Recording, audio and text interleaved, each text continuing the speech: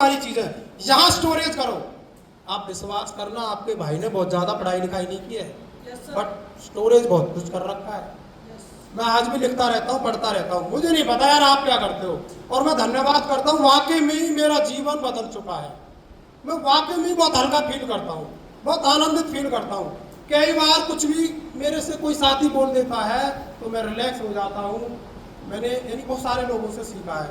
एक मेरी दुकान पे एक यानी बुजुर्ग, हम उन्हें दादी बोलते हैं, बुजुर्ग महिला है, लगभग उनकी एज होगी 70 साल। तो जब वो दुकान के सामने से निकलती है तो मैं बोलता हूँ दादी राम राम, तो वो मेरे से पहले से ही बोलती है हाथ जोड़ के राम राम। तो यार मैं उनसे सीखता हूँ। यानी मैं आपसे क्या कह रहा हूँ, सीखने के लिए कहीं से भी कुछ भी मिले सीख लो, सच बता रहा हूँ। क्योंकि मैं सोचता हूँ यार इतनी एज में इस तरीके से झुक के राम राम दोनों हाथों से कर रही हैं, तो अगर मेरे से कोई कुछ बोले तो उससे बोलना चाहिए यार, मुझे अपने आप में ये चीज़ डालनी चाहिए। जबकि कई बार तो मुझे लगता है कोई कुछ बोलता है तो ऐसे लगता है तुरंत जवाब दे दो, इसे बता दे हम क्या है, और हम कुछ नहीं है, रियलिटी यही है। तो मोटरसाइकिल होती है, बट इतने समझ जाते हैं, इतने सीख जाते हैं। मोटरसाइकिल भले ही है पर पेट्रोल मेरा खर्च नहीं होना चाहिए। और ये पॉइंट आगे मैं पूरा करूंगा। सबसे पहले इस बिजनेस में अगर आपको करना है तो आपके पास मोटरसाइकिल होनी चाहिए। मोटरसाइकिल होगी तो आप किसी के पास जा पाएंगे, किसी को प्लान दिखा पाएंगे, फिर टाइम पे अपने घर भी आ पाएंगे। और अगर आप किसी से मांग के, पड़ोसी से बाइक लेके जाएंगी तो कितने दिन मांग सकते हैं आप? कितने दिन आपकी हेल्प कर देगा बताओ? 1 दिन, 2 दिन, ज्यादा से ज्यादा आपका घना ही यानी बहुत ही ज्यादा घनिष्ठ मित्र है, बहुत ही ज्यादा उससे आपकी पटती बनती है तो 7 दिन, उसके बाद टाटा बाय बाय। उसका एक तरीका है, अगर आप मान लें उसे अपने आरसीएम बिजनेस में जोड़ लो, अपनी डाउनलाइन में, और उसकी बाइक में आप पेट्रोल डलवाओ और चलाओ और अपना नेटवर्क बनाओ। सही। मैंने वही तो किया फौजी साहब के साथ। इनकी पर्सनैलिटी बहुत अच्छी है, पढ़े लिखे, एजुकेटेड है, फौज से रिटायर्ड है। बाइक में रखता था, मैं चलाता था इनके साथ। पूछो इनसे, आज तक नहीं आती बाइक चलानी, और रॉयल्टी अचीवर है, और आज मेरे से नहीं बोलते।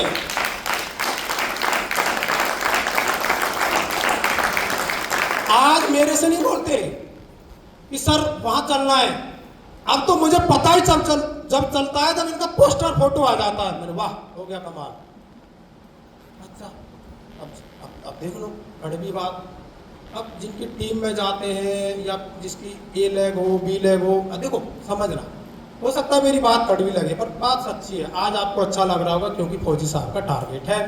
जिस दिन उनका टारगेट पूरा हो जाएगा वो छोड़ेंगे, क्योंकि आप संभालो, फिर आपको बुरा लगेगा। उस टाइम तो इतने जाते थे, ये करते थे, वो करते थे, आप क्यों नहीं करते हैं? क्योंकि हर व्यक्ति का एक टारगेट होता है। तो सबसे पहले इस बिजनेस को टॉप करने के लिए हमें क्या चाहिए? मोटरसाइकिल। मोटरसाइकिल होगी तो आप इस बिजनेस को अच्छे से स्मूथली कर पाएंगे। और हमें शुरुआत में गुरुदेव प्रताप रावत जी ने बताया कि आप पार्ट टाइम में इस बिजनेस को करेंगे तो 10 से 20 किलोमीटर के दायरे में कीजिए, और बाइक से हम 10 से 20 किलोमीटर जा सकते हैं। समझ रहे हो? यस। करें आगे बातें बहुत सारी है। और साथियों आप एक चीज समझना, मुझे एक बात याद आ गई, अगर आप अच्छी आदतों को नहीं डालेंगे तो बुरी आदत जाने अनजाने में खुद लग जाएंगी, अपने आप लग जाएंगी।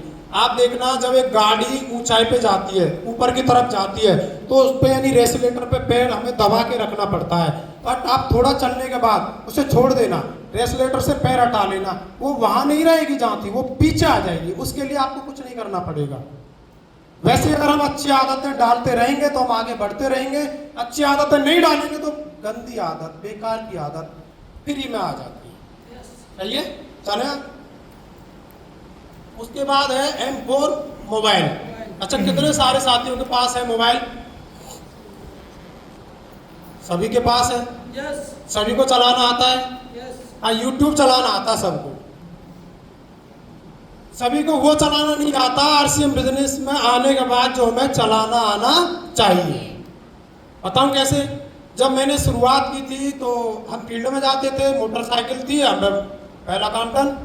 अब जब पहली ज्वाइनिंग निकली तो मैंने सर से कहा कि सर डॉक्यूमेंट लो और आईडी चढ़ाओ। और मैं दुकान पे बिजी था तो गुरुजी ने बोला राकेश जी ऐसा करते हैं, मैं आपको ही बता देता हूँ, आप चढ़ाते जाओ, उसमें डालते जाओ, कोई मिस्टेक होगी तो मैं ठीक कर दूंगा। और वाकई में मैं संपूर्ण तरीके से तैयार था। सर ने जैसे ही बोला मैंने ओके सर, मैं मतलब एक्सेप्ट करता था कि मुझे कोई नई चीज आनी चाहिए। मैं सीख जाऊँ, मैं सीख जाऊँगा तो फिर मैं ज़्यादा अच्छे से कर पाऊँगा। बट कुछ साथी क्या करते हैं, मोबाइल तो चलाना आता है, बड़ा मोबाइल है, एप्पल का है, पता नहीं कौन कौन सा ले रखा है, लेकिन वो नहीं करते जो आरसीएम बिजनेस में करना चाहिए। अब जब हमारी शुरुआत हुई तो फौजी साहब पढ़े लिखे, अच्छी पर्सनैलिटी, बट जब ज्वाइनिंग आती मैं तो सीख गया। अब मुझे लगा जो गुरुजी ने मेरे साथ किया मुझे इनके साथ करना चाहिए। अब जब ज्वाइनिंग आती तो मैं इनसे हर बार कहता, फौजी साहब आपको चढ़ानी है।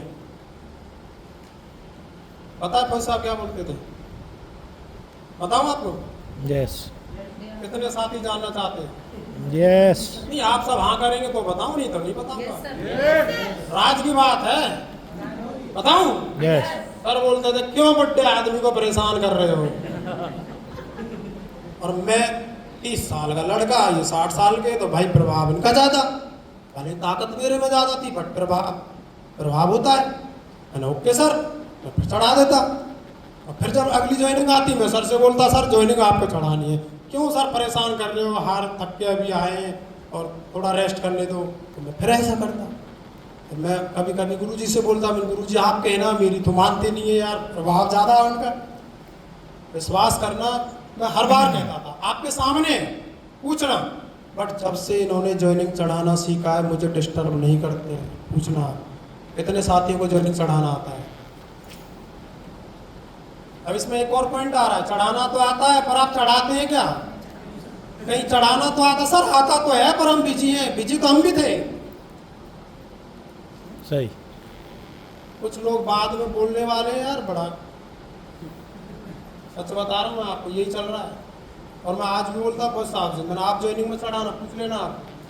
अब मैं इनसे डायरेक्ट इसलिए नहीं बोलता यार, प्रभाव तो अभी भी, मैं अगर 35 का हो गया तो ये भी 70 के करीब हो लिए, और आरसीएम का भी एक्सपीरियंस है, रॉयल्टी अचीवर वैसे, राइट? ऐसा ऑल जो बता रहे हैं आप बुड्ढे है क्यों? और मैं बोलता हूँ सर आपको नहीं चढ़ानी है, आप इनसे ही बोलो। और शायद हो सकता है कई बार मैंने भी डायरेक्ट बोला है कुछ बहनों से, कुछ भाइयों से, भाई मैं कब तक चढ़ाऊंगा, क्योंकि ये बिजनेस अगर आप वाकई में ईमानदारी से करना चाहते हैं, आप अपने सपने पूरा करना चाहते हैं, तो ये डुप्लीकेशन का बिजनेस है। और इसे डुप्लीकेट किए बिना आप बड़ा नहीं कर सकते। आप कितने ताकतवर हैं, बाहुबली हैं, पता नहीं कौन से बली हैं, पर यहाँ बली से काम नहीं बनेगा, क्योंकि बाहुबली तो अभी थे। तो आप मुझे क्या मानोगे भैया, मैं तो छोटा सा बच्चा हूँ। और ये काम किसका है? डुप्लीकेशन का।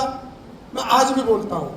और बहुत सारे भाइयों के पास मोबाइल है लेकिन ज्वाइनिंग चढ़ाना नहीं आता। आता है तो नहीं चढ़ाते, अपलाइन से ही बोलते सर आप ही चढ़ा दो। भैया ज्वाइनिंग चढ़ाना आपको सीखना पड़ेगा। दूसरा, मोबाइल आपके पास है तो मोबाइल में आपका रिचार्ज भी होना चाहिए। कुछ साथी क्या बोलते हैं, सर ज्वाइनिंग भी चढ़ानी आती है, मोबाइल भी है, और हमें भी पता है एप्पल का है, बढ़िया है, रिचार्ज आज खत्म हुआ है सर, नहीं मैं जूम सेशन में आने के लिए तैयार था। अरे भैया तुरंत रिचार्ज करा, अभी तो अपना पेटीएम फोन पे सब कुछ चला हुआ है, आप पे नहीं है तो अपलाइन से इतना तो संबंध रखो, तुरंत रिचार्ज कराओ और जूम मीटिंग में आ जाओ, राइट सर? उसके बाद कितने साथी हैं जिन्हें मेल करना आता है। ये मोबाइल नहीं है, मोबाइल पूरी इंडस्ट्री है।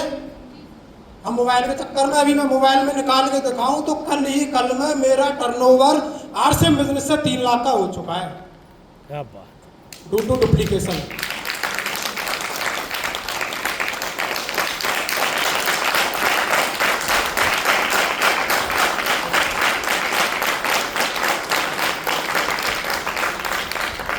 काम क्या किया, अपना डायमंड क्लब किया, करके ग्रुप में डाल दिया, बाकी साथियों ने करना शुरू किया, झड़ी लग गई। 20+ साथियों ने कल्ली डायमंड क्लब जड़ दिया, कुछ साथियों ने प्री डायमंड क्लब, और अपना 3 लाख का टर्नओवर।